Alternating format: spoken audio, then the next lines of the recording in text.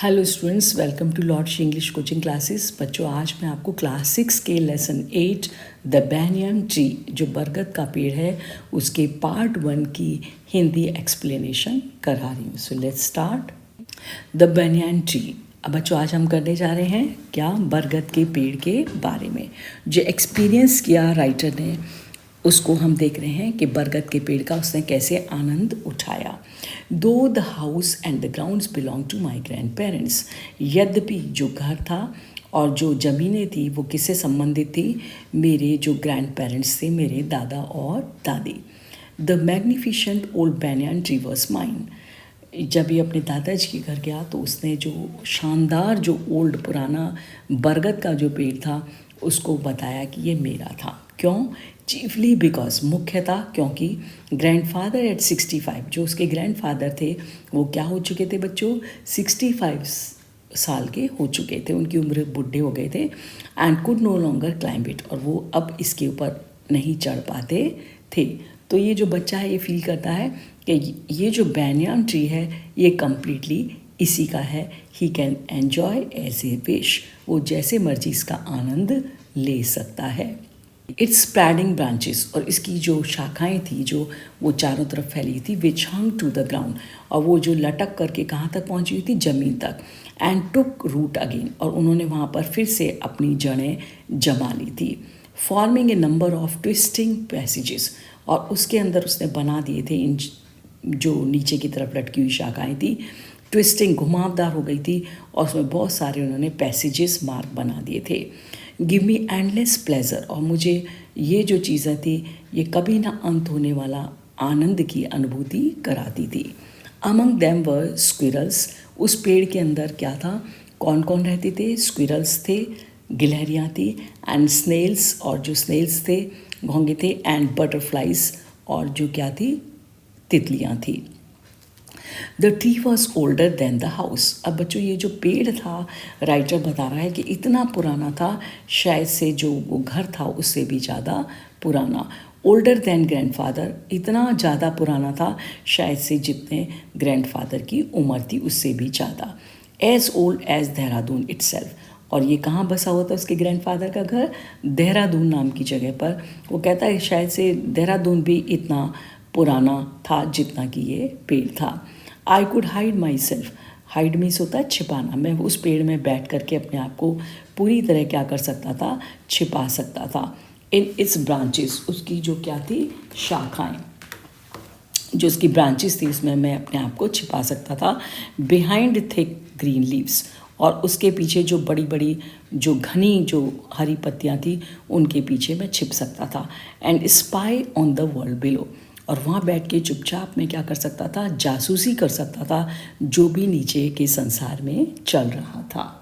My first friend was a small grey squirrel.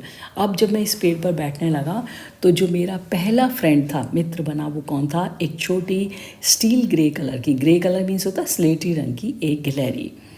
Arching his back, जो कि and sniffing into the air, जिसने अपनी जो पीछे की जो बैक है, जो उसकी पीठ थी, उसको उसने क्या कर रखा था, उसने एक आर्चिंग, उसको एक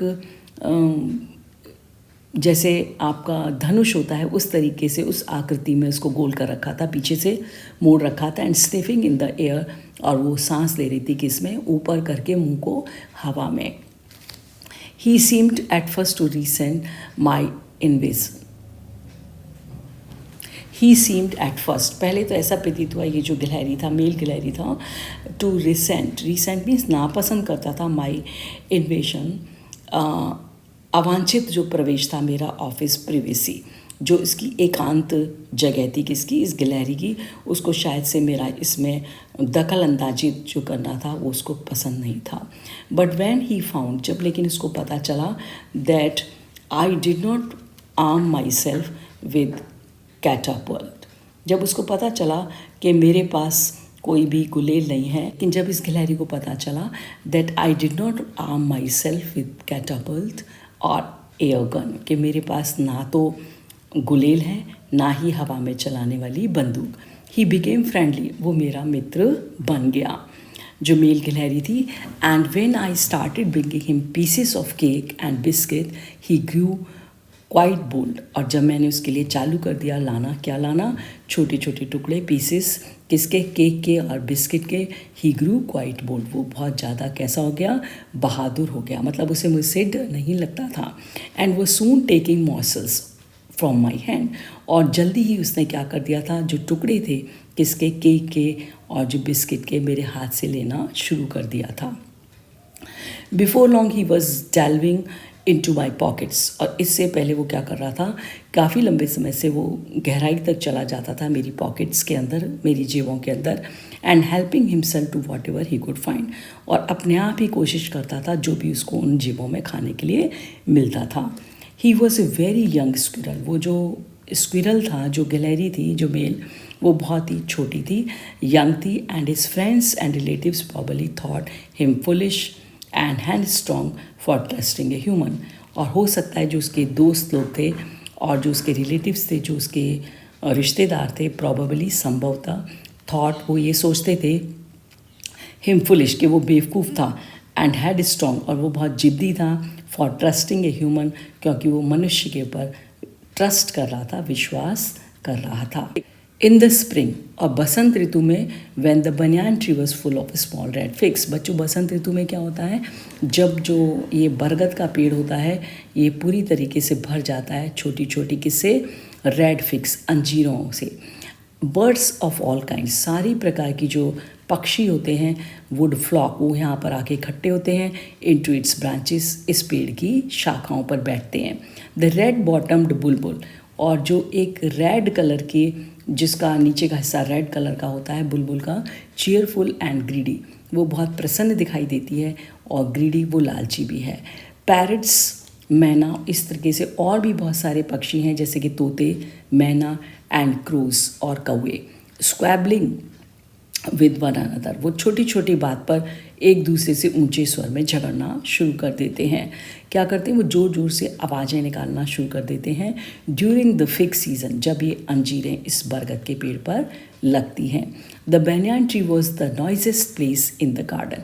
और बच्चों, क्या होता है, ये जो बैनियान ट्री है, ये जो बरगद का पेड़ है, ये सबसे ज़्यादा शोर वाली जगह हो जाती है इस बगीचे में. Half way up the tree I had build a crude platform. मैंने बच्चों क्या किया है, उसकी आधी ऊंचाई पर पेड़ की मैंने क्या किया है, मैंने बनाया था एक कच्चा प्लेटफॉर्म, एक मचान.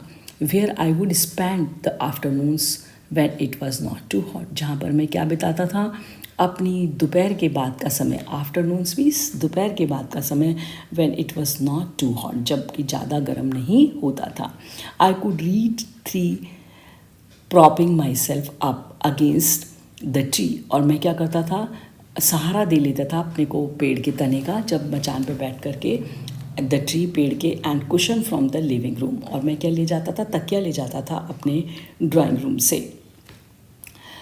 Treasure Islands, Huckleberry Finn and the story of Doctor Dolittle, और मैं क्या करता था, वहाँ पर ये सारी कहानियाँ पढ़ता था. वह सम ऑफ द बुक्स, ये कुछ खास किताबें थी, that made up my banyan tree library, जिसने मेरी इस बैनियान ट्री को, बरगद के पेड़ को, एक पुस्तकालय में बदल दिया था. When I did not feel like reading, जब मुझे पढ़ने का मन नहीं होता था, I could look down to the leaves at the world below. मैं देख सकता था, क्या देख सकता था, जो उन पत्तियों के नीचे, जो उस पेड़ के नीचे जो संसार था, उसको देख सकता था, जो भी चल रहा था. And on one particular afternoon, ऐसे ही एक खास दोपहर के बाद, I had a grand stand view of the classic of the Indian Wilde's. मैंने एक ऊपर जहाँ से बैठ के मैं नीचे सब कुछ देख सकता था, एक मैंने शानदार दृश्य देखा, प्राचीन इंडियन वाइल्ड्स. और वो दृश्य क्या था, a fight between mongoose and cobra, एक लड़ाई हो रही थी, जो किसके बीच में, मंगूज, एक नेवला, और एक कोबरा के बीच में. That's the end of the first part.